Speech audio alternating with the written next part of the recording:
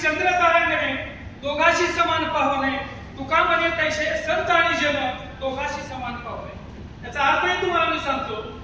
त्याचा अर्थ असा आहे की एकाच दुधापासून दही मिळते, ताक मिळते, लोणी मिळते, तूप मिळते। प्रत्येकाची किंमत वेगळी आहे, प्रत्येकाचं अस्तित्व वेगळं आहे। याच पृथ्वीच्या गर्भामधून दगड मिळते, माती मिळते, कोळसा मिळते, गारगोटी मिळते, सोनं मिळते, लोखंड मिळते। एकाच पृथ्वीच्या मातीमधून मिळते। प्रत्येकाचं अस्तित्व आणि प्रत्येकाची किंमत वेगळी आहे। या आकाशामध्ये अनेक चंद्र आहेत, सूर्य आहेत, तारे आहेत, काजवे आहेत। सूर्याची चंद्राला असणार नाही, चंद्राची सूर्याला नाही, काजव्याची इतर कुठल्याही ग्रहाला नाही। म्हणून माणसाचंही असंच असतं। संत तुकाराम महाराज असं म्हणतात की माणसाचंही असंच असतं। अनेक चेहऱ्याची माणसं या जगामध्ये आहेत।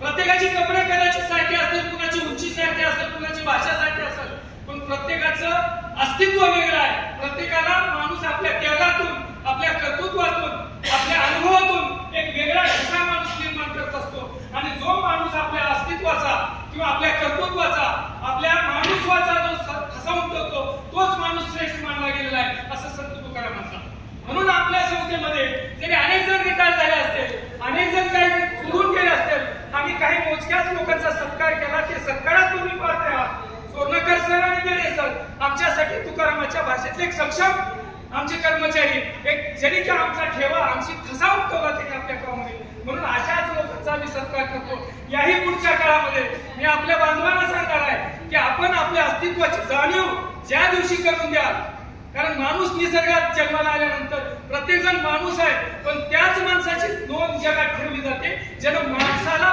प्रमाणित जो आपलं अस्तित्व आपला ठसा ठेवलेला आहे। आणि अशासाठीच आपण काम करावं। नाहीतर आपण काय की माणूस स्वतःचं सुख गटागटा गिळतो आणि दुःख मात्र सगळं बसतो। आपल्या सर्वसामान्यपणे माणसाचा जगण्याचा धर्म आहे की माणसाचं दुःख असं खूपच चर्चा करून सगळं बसतो आणि स्वतःला सुख मिळालं की ती गटागटा घेऊन सुखाचा कुठेही लवलेश होऊ देत नाही। म्हणून प्रत्येकाने आपलं दुःख सुद्धा शेअर केलं पाहिजे, प्रत्येकाने आपलं सुख सुद्धा शेअर केलं पाहिजे। म्हणून कबीरदास एक ठिकाणी म्हणतात, दुख में समरिन सब करे, सुख में करे ना कोई। दुख में समरिन सब करे, सुख में करे ना कोई। जो सुख में समरिन करे, दुःख काहे को होय। म्हणून प्रत्येकाने आपलं सुख दुःख एकमेकांना शेअर करावं। आणि असाच हा सुख दुःखाचा कार्यक्रम मी आपल्या सर्वांना च्या वतीनं आपल्या उभयतांना भरभरून सुयश चिंततो। आपण शतायुष्य व्हावं आणि आपल्याकडून खूप काही आम्हाला शिकण्याची संधी दिलेली आहे। याही पुढे तुम्ही आम्हाला मार्गदर्शक व्हावं। आपण खूप मोठ्या चळवळीमध्ये काम केलेलं आहे। वेगवेगळ्या चळवळीच्या माध्यमातून आपण महाराष्ट्रभर आपला ठसा आहे। शिक्षक कर्मचारी संघटनेच्या माध्यमातून महाराष्ट्रावर आपण नेते म्हणून काम केलेलं आहे। राष्ट्र सेवा दलाच्या माध्यमातून आपण खूप मोठं काम केलेलं आहे। लसाकमाच्या माध्यमातून आपलं काम आहे।